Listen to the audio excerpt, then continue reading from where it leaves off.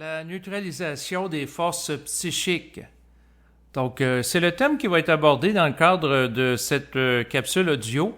Je l'ai choisi suite à une question que j'ai reçue du public, donc de la part de Marie-Thérèse, il y a quelques jours, qui m'a écrit. Et comme je trouvais intéressante sa question et je trouvais plus propice de développer davantage pour une réponse dans le cadre d'un enregistrement audio plutôt que de lui écrire, parce que c'est sûr qu'à travers la parole, je trouve ça plus efficace. Je peux dire plus de mots, exprimer plus d'idées en moins de temps que d'écrire et de formuler des phrases sur ce que je vais taper. Voilà pourquoi que je fais cet enregistrement audio. Donc, la question est la suivante. Comment peut-on neutraliser les forces psychiques qui sont derrière un individu? Donc, pour neutraliser les forces psychiques qui sont derrière un individu, bien, il faut générer un taux vibratoire qui va être plus grand que les forces derrière l'individu. Autrement dit, il faut être capable d'avoir une portée énergétique qui est plus élevée que les forces derrière l'individu. Concrètement, c'est que si la personne est sous influence de force astrale, il faut manifester un taux vibratoire plus élevé que le plan astral. Autrement dit, si la personne a une capacité de générer une parole vibratoire en relation avec le plan éthérique, à ce moment-là, elle va être capable de neutraliser les forces psychiques derrière un individu momentané lorsqu'il est en présence de cette personne. Donc, neutraliser l'astralité de la psyché d'un autre individu, ça peut se faire. D'ailleurs, la moindrement que la personne a une capacité de monter en colère mentale, elle est capable de générer un taux plus élevé que l'astralité au sein de la psyché d'un individu qui va être pris dans des jeux de réflexion, dans des états émotionnels, tristesse, etc., joie subjective, peur. Mais ce qu'il faut voir derrière ça, c'est que le taux vibratoire le plus élevé a tendance à prendre la place sur les entités astrales. Donc, autrement dit, si un individu est capable de canaliser une entité éthérique, les entités astrales, momentanément, vont se tasser de la psyché de l'individu qui est sous son joug. Donc, autrement dit, l'influence de l'entité astrale peut être temporairement neutralisée par l'activité de l'individu qui a un taux vibratoire et qui est capable de véhiculer une parole éthérique, notamment à travers la parole exprimée à voix haute.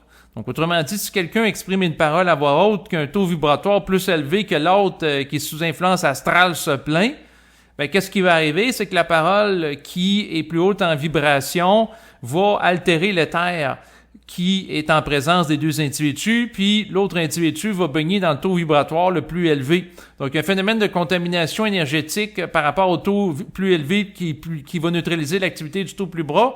Pourquoi? Parce que l'entité astrale est obligée de se tasser lorsque la personne est exposée psychiquement à un taux vibratoire plus élevé que ce qu'elle est capable de soutenir, parce que ça va lui créer un choc énergétique. C'est un petit peu l'entité astrale comparable à quelqu'un qui va se baigner, un baigneur. Donc, quelqu'un qui va se baigner et qui n'est pas capable d'endurer une chaleur trop grande dans l'eau, qu'est-ce qu'il fait? Il sort de la piscine. Si l'eau est trop chaude ou l'eau est trop froide, même principe. Donc, autrement dit, si la personne est capable de générer un taux vibratoire qui est trop élevé pour la contenance de la personne, donc si la personne est allumée du feu de l'esprit puis ça génère trop d'énergie par rapport à la capacité de contenance de l'entité astrale qui est derrière l'ego qui est sous son influence, à ce moment-là, l'entité astrale va se tasser, l'ego va vivre momentanément un état de libération psychique, l'ego va se sentir mieux, et il va se sentir plus léger dans le mental, comme si on lui enlevait un poids. Pourquoi? Parce que momentanément, l'entité astrale est tassée. Par contre, le point, c'est bien beau de vouloir neutraliser les forces psychiques qui sont derrière un individu, comme par exemple celle astrale. Par contre, le point, c'est que la minute que l'individu n'est plus en contact avec une personne qui est capable de générer le taux vibratoire suffisamment pour déloger l'astralité, la personne, une fois que l'espace est plus occupé par l'énergie éthérique, comme la nature horreur du vide, qu'est-ce qui risque d'arriver? C'est que la personne, une fois qu'elle est plus en consultation avec une personne qui a un taux vibratoire plus élevé, advenant que ce soit une consultation individuelle, pendant la consultation qui peut durer 1 heure, la vibration la plus élevée se manifeste. L'autre qui est en présence bénéficie de cet apport-là énergétique qui va déloger momentanément l'astral en elle. Mais si la personne n'intègre pas l'instruction supramentale qui est véhiculée dans le cadre de la consultation, la personne va retourner chez elle, puis elle va se remettre à vibrer à l'astral, elle va retomber dans les vieux patterns, parce que l'exposition à un taux vibratoire, oui, peut donner la paix de l'esprit momentanément, mais ça donne pas l'autonomie psychique pour que la personne soit capable de s'auto-générer sur le plan vibratoire, puis avoir une force de volonté pour contester l'astralité. Certes, le contact avec un individu qui a une conscience plus élevée en relation avec l'intégration de l'énergie du plan éthérique, donc une conscience supramentale, peut, dans le fond, être utile pour un individu. Et son exposition peut lui donner une académie temporaire, mais si l'individu qui est en contact avec cette personne-là n'intègre pas l'instruction, ben, la personne elle va être en paix pendant quelques instants. Puis c'est un peu comme un coup d'épée dans l'eau. Lorsque la personne retombe tout seule chez elle avec ses vieux patterns puis n'est pas en contact avec l'autre qui a un taux vibratoire plus élevé, ben, l'astral revient au galop. Puis là, la personne se remet à réfléchir, à vivre des crises d'angoisse, des crises d'anxiété, de la peur, etc. Là, la personne, si elle ne développe pas l'autonomie psychique, ben, qu'est-ce qu'elle va falloir qu'elle fasse? Ben, qu'elle reprenne une autre consultation avec une autre personne pour connaître un état d'être différent, assister à une conférence de quelqu'un qui est capable de générer un taux vibratoire, écouter un enregistrement à caractère vibratoire pour se réajuster sur le plan vibratoire. Mais le but de l'intégration de l'instruction, c'est que la personne soit autonome, c'est-à-dire qu'elle soit capable elle-même de générer son taux vibratoire suffisamment élevé pour déloger l'astral par elle-même. Autrement dit, qu'elle acquiert une combativité psychique. Mais pour acquérir la combativité psychique, c'est souvent à travers d'atroces souffrances. Donc, quand la personne en a plein le cul, tabarnak, de pogner tout le temps à vibrer de la petite peur, puis de la petite réflexion, ben tabarnak, à un moment donné, ça se peut qu'elle monte en puissance, puis elle dit, là, je vais faire quelqu'un d'autonome, puis je vais me libérer moi-même de l'astral en générant moi-même la colère mentale, puis en sortant de la peur. Donc, et c'est sûr qu'au niveau de la consultation, oui, ça peut être utile temporairement pour que la personne bénéficie d'un taux vibratoire et d'un support énergétique. Par contre, le but ultime, c'est pas que la personne devienne dépendante de quelqu'un qu'elle consulte, c'est que la personne soit capable de s'auto-générer sur le plan vibratoire par elle-même, qu'elle intègre l'intégration supramentale. Il y a des gens qui ont été exposés pendant 20 ans, 30 ans à l'écoute d'enregistrements en lien avec la conscience et ils sont pas capables de la générer. C'est un petit peu comme les gens qui, par exemple, vont écouter des films, là, ou ils vont écouter des matchs de, comment on appelle ça, là, de la boxe, là. Puis là, ils vont voir des gens qui font des combats, puis ils vont trouver ça intéressant. Mais c'est pas parce que tu écoutes un match de boxe que tu vas devenir un grand boxeur. Ça n'a aucun rapport. Il faut que tu t'entraînes.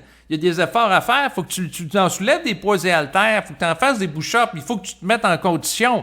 Et d'être exposé à des enregistrements sur la conscience, vous pouvez en écouter pendant 20 ans, 30 ans, 40 ans, mais si la personne n'a pas le courage, tabarnak, de prendre sa vie en main, c'est de l'hostie de merde, c'est du bourrage de crâne, ça va vous donner un état de paix temporaire, mais ça fera pas de vous des êtres autonomes sur le plan psychique. Et pour neutraliser les forces psychiques qui sont derrière un individu, premièrement, il faut se demander si on a le mandat de faire ça. Parce que, dans le fond, il y a des gens qui n'ont pas été débarrassés de l'astralité parce qu'ils ne seraient pas capables de contenir l'énergie de l'esprit puis contenir sinon le vide temporaire que ça peut occasionner. Donc, c'est sûr que le point, c'est que c'est pas tout le monde qui a fusionné dans cette incarnation-ci. Ça doit être respecté. Comme moi, je n'irai pas entamer, dans le fond, un processus qui va viser à amener des ajustements vibratoires dans le cadre d'une conversation avec ma grand-mère présentement pour neutraliser l'astralité qui est derrière, par exemple, son fond religieux, parce qu'elle est chrétienne et catholique. Et elle a grandi là-dedans, puis elle pratique régulièrement la prière à chaque jour. Non, ça serait pas intelligent. Parce que si on enlève des éléments, il faut que ça soit remplacé par quelque chose d'autre. Et idéalement, la chose autre qui remplace l'astral, c'est l'énergie éthérique. Mais pour que l'énergie éthérique remplace l'astral et qu'il y ait une intégration réelle qui se fait au sein de l'individu, il faut qu'il en ait la capacité, puis c'est pas tout le monde. Puis pour savoir si on a si un individu avec lequel on est en contact a la capacité d'intégrer vibratoirement la vibration qu'on peut lui acheminer, bien, il faut faire une lecture vibratoire. Il faut regarder au niveau de son esprit si, dans le fond, on a la vibration ou non de neutraliser les forces psychiques qui sont derrière sa psyché. Et il y a certaines personnes que oui. Si la personne a le potentiel d'intégration, ben ça devient intéressant qu'il y ait une parole vibratoire, qu'il y ait une fraternité psychique qui s'installe, une alliance de désastralisation mutuelle, dans certains cas qui peut être utile et bénéfique pour chacune des parties impliquées. Par contre, il y a des gens, c'est pas le temps de vivre ça. Il y a des gens, je pense à ma grand-mère, elle a 98 ans. Il faut avoir les corps aussi physiques et les corps énergiques pour intégrer. Donc, souvent, quand les gens sont en fin de vie, c'est pas le moment idéal pour se libérer de force astrale puis les accompagner dans un développement de conscience. La meilleure chose qui peut être faite, c'est les accompagner dans leur vie, donner un apaisement momentané, mais c'est pas nécessairement le temps pour intégrer une grosse instruction. Chaque chose en son temps, puis c'est du cas par cas. C'est sûr que je dis ça, puis il y aurait peut-être quelqu'un à l'âge de 98 ans ou 80 ans avancé qui pourrait avoir un certain potentiel d'intégration. C'est du cas par cas et c'est vraiment individuel. Donc, tout est reçu selon la forme du récipient, comme il a déjà été dit. Mais sinon, par rapport à la question, comment peut-on neutraliser les forces psychiques derrière un individu? Je relis la question pour pas perdre le fil. Bien, c'est en générant un taux vibratoire qui va faire en sorte que les forces psychiques derrière l'individu pourront plus rester en présence. Autrement dit, si on prend par exemple des conférences que faisait Bernard de Montréal ou Marc de la Salle, bon ben, à travers la parole, il générait un taux vibratoire qui était tellement élevé dans la salle que l'astralité qui accompagnait les individus qui ont rentré dans la salle, ben, était délogée. Les entités astrales étaient obligées de partir parce que le taux vibratoire était plus capable de le supporter. Donc, autrement dit, si, par exemple, l'entité astrale est capable de contenir un certain niveau d'énergie, bon, ben, dépasser un certain niveau, qu'est-ce qui arrive? C'est que l'énergie est trop forte pour elle et ça lui crée un choc. Et c'est ça qui l'amène à déloger. Autrement dit, si quelqu'un, par exemple, de l'eau à 30 degrés Celsius ou 40, c'est trop chaud pour cette personne-là, bon, ben, si on augmente la température alors que la personne est habituée de baigner dans 20 degrés Celsius à 30, 40, ben, progressivement, et puis à 40, il n'y a plus d'entité astrale qui est capable de soutenir ça, ben, ils sont délogés. Fait que si on amène un taux vibratoire qui est plus élevé que les entités astrales en présence de l'individu, ben, les entités vont être délogées. C'est tout simplement comme ça fonctionne. Est-ce qu'on peut neutraliser des forces psychiques au niveau éthérique aussi, en ce sens contrepartie cosmique double? C'est une autre question qui pourrait se poser.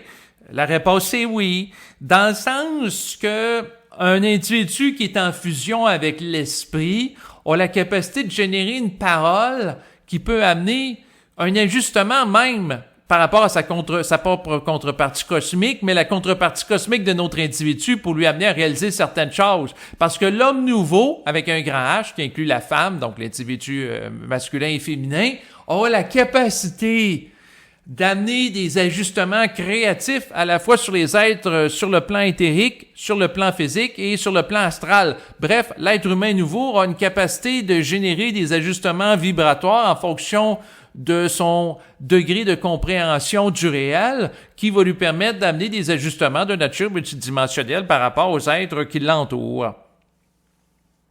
Donc, c'est ça que je voulais mentionner. L'être nouveau peut ajuster les gens sur tous les plans parce qu'il est capable de manifester une conscience à tous les plans. Il est capable de manifester une conscience sur le plan physique. Il est capable de manifester aussi, dans le fond, une conscience sur le plan occulte où peuvent se trouver des êtres astraux ou des êtres mentaux, donc qui se rapportent au plan mental. Donc, il peut ajuster tout être.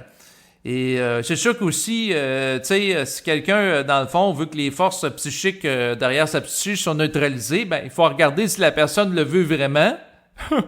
Parce qu'il y en a qui disent qu'ils veulent se sortir de la soumission astrale, mais en réalité, c'est un mouvement d'orgueil, qu'il y ait une autre forme d'astralité, qu'il désire de sortir d'une condition, mais pas nécessairement en pratique.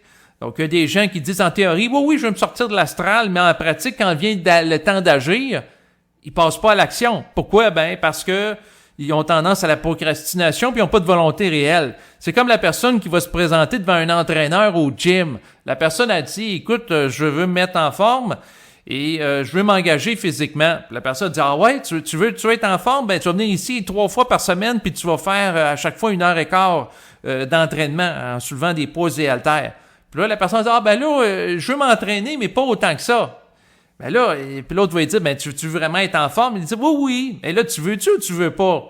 Puis là, la personne, si elle a vraiment de la volonté, est capable de s'engager. Si la personne a dit « je vais être en forme », puis elle se présente 3 fois par semaine pour s'entraîner, ben, elle est cohérente avec sa parole. Tandis que la personne qui dit « je veux m'entraîner, mais pas trop ». Ben oui, mais Christ, tu veux-tu t'entraîner? Tu veux pas t'entraîner, tabarnak?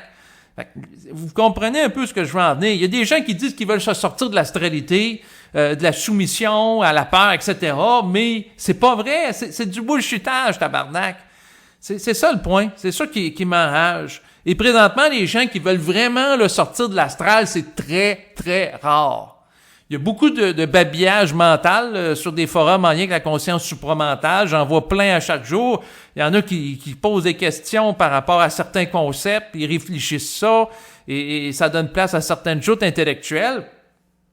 Mais le point, c'est que à quelque part, il faut vibrer puis agir, comme disait Daniel Ménard, qui a été l'intervieweur de Bernard de Montréal là, pendant plusieurs années, qui a initié ici la conscience supramentale au Québec. Il faut vibrer puis agir.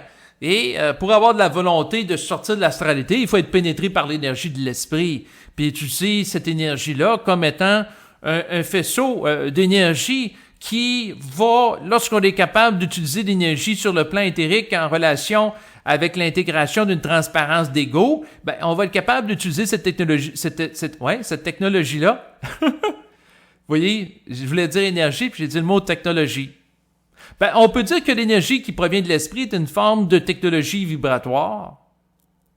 Mais c'est pas technique comme un appareil, un ordinateur. Non, le mot technologie, là, je vais le tasser, là. C'est bien beau à regarder qu'est-ce qui se présente devant la parole, mais utiliser cette énergie-là pour déplacer l'astralité. Mais c'est souvent à travers de grandes souffrances.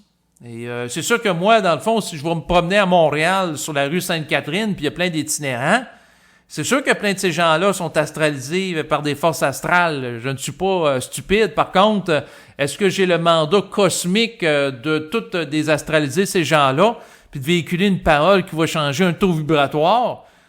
Pas nécessairement. Et c'est sûr que quelqu'un qui est spirituel va dire « Ah, ben je vais sauver tout le monde. Hein? Je vais, en fonction d'un désir spirituel, va dire « Ah, ben moi, je vais sortir les gens, je vais neutraliser les forces astrales derrière eux, etc. » Mais si la personne le fait qu'un désir spirituel, ce qu'elle va faire, c'est qu'elle va vibrer de la haute spiritualité dans un désir de sauver l'être humain. Mais si elle fait ça, ben qu'est-ce qu'elle va faire? Elle va tasser des forces de bas plan astral pour des forces de plus haut plan astral, mais elle fera pas une libération astrale. Et c'est seulement l'énergie éthérique qui peut opérer une libération psychique au second niveau. Et lorsque l'énergie éthérique opère, c'est dans une perspective d'efficacité énergétique. Parce que le plan éthérique a accès à une compréhension, à savoir l'autre, il est prêt à en prendre comment du courant de l'énergie avant qu'il pète les plombs. Puis, est-ce qu'il y a la capacité d'intégration? Est-ce que l'autre devant soi, là, il y a vraiment un potentiel d'intégration? Et vibratoirement, vous pouvez le savoir quand même assez vite, dans le sens que au moment où vous posez la question simultanément, la réponse peut émerger.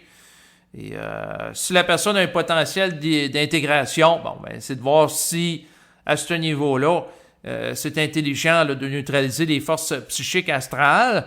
Et si la personne a un potentiel d'intégration de l'énergie éthérique et d'intégration plus spécifiquement des structures supramentales, bon, ben, la personne peut bénéficier d'une conversation à caractère vibratoire qui va lui permettre non seulement de bénéficier d'un apaisement de l'esprit à travers le moment de la conversation, mais aussi si elle a la capacité d'intégrer les principes relatifs à la nature de la conversation, ben, la personne va avoir une autonomie. Autrement dit, une fois que la personne se désastralise, ben, elle va être capable de le faire par elle-même, puis elle n'aura plus besoin de personne. D'ailleurs, quelqu'un qui a un rôle vraiment initiatique dans le cadre d'une existence d'un autre individu, ne cherche pas à faire de lui un disciple ou un adepte ou quelqu'un de dépendant. Il cherche de rappeler la personne à elle-même pour qu'elle soit pleinement autonome. Et ça, c'est une particularité. Il ne cherche pas à jouer au thérapeute avec cette personne-là pendant 3 ans, 5 ans ou 10 ans. Il cherche à véhiculer la vibration qu'il a besoin de véhiculer, puis après ça, d'avoir la crise de paix, tabarnak. C'est comme ça que ça marche. Donc, c'est très différent du guide astral qui cherche à maintenir une dépendance avec son adepte, puis de bénéficier de cette énergie-là qui parasite, parce que l'individu qui est vraiment fusionné, Christ, ne cherche pas à parasiter l'autre énergie de l'autre personne qui lui donne de l'attention à chaque fois qu'il va lui libérer momentanément de certains éléments désajustés sur le plan psychique. Lui, il bénéficie tellement de son propre rapport énergétique en relation avec l'intégration de sa fusion qu'il n'a pas besoin de supporter énergétiquement par rapport à l'autre en termes d'attention astrale. Certes, la personne peut bénéficier d'une contribution financière, certes, la personne peut bénéficier d'un montant d'argent, évidemment que ce soit une consultation payante dans l'optique d'un rééquilibrage énergétique. Sauf que le point, c'est que l'individu qui est conscient, il ne cherchera jamais d'avoir des adeptes, des disciples, des gens dépendants. Ça appartient aux égos fortement astralisés. L'individu réellement conscient cherche, oui, à bénéficier d'un apport énergétique d'un autre individu, bénéficier de son intelligence, des réajustements créatifs qu'il peut engendrer, voire même un échange qui peut mener à un montant d'argent. Mais sa priorité, c'est pas l'argent, dans le sens qu'il n'est pas soumis à l'argent, mais il est capable de reconnaître l'intelligence d'utiliser l'argent comme un moyen de vivre en société, ce qui est très différent. Mais pour en revenir au thème de la discussion, la neutralisation des forces psychiques derrière un individu, c'est du cas par cas. Il n'y a pas de bonne ou de mauvaise réponse. C'est en fonction de l'individu en présence, son taux vibratoire, capacité d'intégration. C'est comme ça que ça se définit. C'est sûr que s'il suffisait de dire « je vais neutraliser l'astralité de toute la rue Sainte-Catherine à Montréal, puis on va régler comme ça le problème de l'itinérance », ça serait simple, puis probablement que ça serait fait depuis longtemps. Mais non, c'est pas comme ça que ça fonctionne. C'est qu'il y a certaines personnes issues de l'itinérance qui ont saturé de leur situation, et là, ça devient comme intelligent que les gens participent à des programmes de réinsertion sociale, qui aillent temporairement dans un refuge, ensuite dans des maisons de transition. Donc, il y a des gens qui sont prêts à passer à autre chose, avec une supervision psychosociale. Il y en a d'autres que non. Ils sont dans la rue, puis eux autres qui évaluent que, regarde, ils sont bien là, bien, entre guillemets, selon leur évaluation subjective. Fait qu'eux autres, ils veulent pas nécessairement sortir de la rue. Puis, mais regarde, c'est leur décision personnelle. C'est du cas par cas. C'est selon la vibration puis la saturation d'une expérience. Il y a des gens qui ont saturé l'expérience d'être dans la rue. Il y en a qui ont saturé d'être dans la merde dans leur vie. Puis à ce moment-là, il y a une montée en puissance, une montée en vibration qui fait que les gens vont agir autrement que dans le passé qu'ils le faisaient.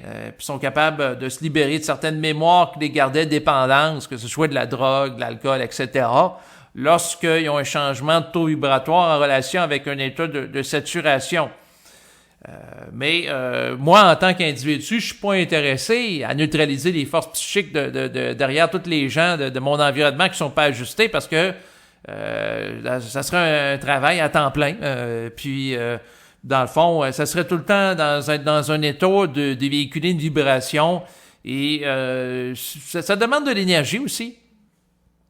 Puis quand que je parle de ça, moi, en tant qu'individu, je suis pas intéressé non plus à être ajusté tout le temps à temps plein par plein de personnes. J'ai besoin de temps de repos. Je dis pas que je suis parfaitement ajusté en passant. Donc, c'est sûr. Tout ça, ça demande de l'énergie. On peut pas vouloir ajuster tout le monde parce que, à quelque part, c'est inintelligent. Et il y a des gens qui doivent souffrir suffisamment d'une programmation pour en venir à un point que oui, ils peuvent être réceptifs à un propos qui va les amener à être ajustés, à aller plus loin dans leur compréhension du réel. Mais chaque chose en son temps, et c'est pas l'ego qui le décide. Tout ça, c'est orchestré pour des raisons de programmation et de destinée. L'ego, tout ce qu'il a à faire, sa job, c'est de lire adéquatement qu'est-ce qu'il a à faire ou non. Puis quelqu'un peut dire, je vais neutraliser l'astral derrière tel individu, puis ça ne dit pas intérieurement.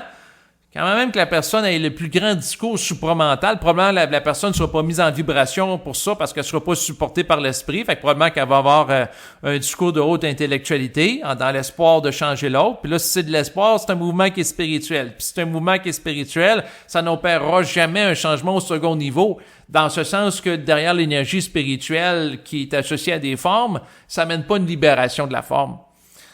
Tout ce que ça peut faire, l'énergie spirituelle, ça peut amener une espèce de paix à l'âme temporaire, parce que l'âme va, au lieu de vibrer au bas astral, peut vibrer au moyen ou au haut astral dans le meilleur des cas, mais il y a toujours du bruit. Tant qu'il y a de l'astral, il y a du bruit. Pourquoi? Parce que l'astral est en relation avec des formes, puis tant qu'il y a des formes qui sont ajustées dans le mental, il n'y a pas de vide mental. Tandis que enlever et neutraliser les forces psychiques, c'est générer un état de vide mental. Ce qui vous donne une mesure, là, si, dans le fond, les forces psychiques sont neutralisées, c'est que quand vous rentrez en contact avec quelqu'un, vous entendez du bruit, de la réflexion.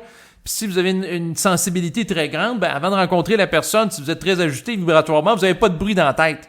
Là, vous êtes en présence de la personne, il y a de ce petit bruit astral, puis tabarnak, c'est lourd. Puis plus que c'est lourd, là, plus que ça vous indique que la personne est astralisée. Plus qu'elle se réfléchit, là, puis plus qu'elle est astralisée, puis plus qu'il y a de bruit, puis plus qu'à ce moment-là, si vous êtes mis en vibration par l'esprit pour créer du vide, là, vous pouvez monter dans un état de colère mentale qui va générer le vide. Une colère qui va chercher à neutraliser les formes et les faire éclater. Fait que là, en faisant éclater des formes, en montant en vibration, ben, vous bénéficiez vous-même d'un état de vide qui n'était pas là au moment où vous entrez en contact avec la personne. Donc, vous sentez vite dans le mental. Vous rencontrez une personne, vous sentez une lourdeur, puis plus que vous parlez avec elle, plus que de la lourdeur, vous décidez de changer le mouvement vibratoire. Fait que, puis vous avez la vibration intérieurement que oui, c'est approprié. Bon, ben, vous allez de l'avant. Vous pouvez faire ça, c'est quelque chose qui peut être fait. Je vous dis pas de faire ça ou non, c'est selon le cas. Mais moi, la façon que je procède, c'est que je regarde intérieurement, puis et là, si je sens que la vibration se place, ben à ce moment-là, je vais parler, puis à quelque part, il va y avoir un état de vide qui progressivement va s'installer. C'est sûr que l'autre personne peut avoir des résistances, puis c'est normal. Faire bifurquer la conversation, vouloir toutes sortes de choses pour détourner. Puis, à un moment donné, l'esprit va neutraliser l'astralité et ça va générer un état de vide à la fois en soi puis en l'autre. Puis là, l'autre personne peut être contente de vivre ce vide-là sur le coup. Mais moindrement que la personne n'est plus en votre présence, qu'est-ce qui peut arriver? Ben, l'astral va revenir au galop. Puis ces entités qui étaient là, puis les entités sont pas contentes. Puis les entités, qu'est-ce qu'elles peuvent chercher à faire? Ben, c'est de dire dans la tête de la personne que, ouais, telle personne...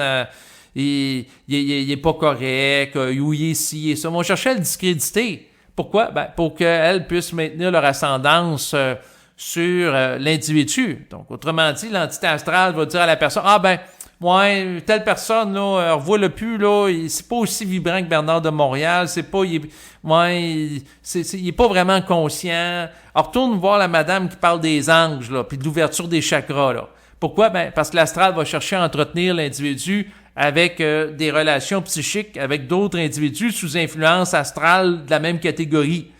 Donc, autrement dit, le but des plans astrales, c'est que l'individu reste sous leur influence. Et tant que la personne n'a pas saturé de ça, ben, qu'est-ce qu'elle va faire? Elle va retourner voir l'autre qui a un discours complaisant, qui va lui dire que c'est une grande tête de lumière, puis elle a juste à prier les anges pour que ça aille bien dans sa vie.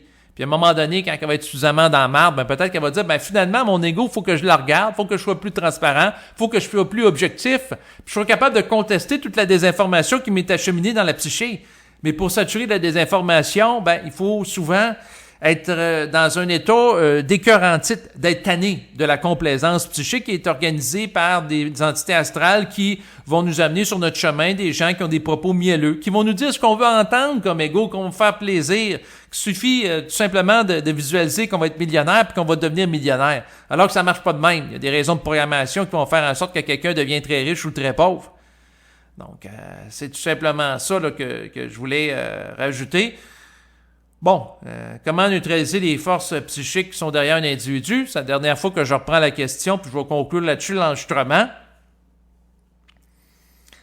C'est tout simplement en générant un taux vibratoire qui va déléger un taux vibratoire qui est moins ajusté.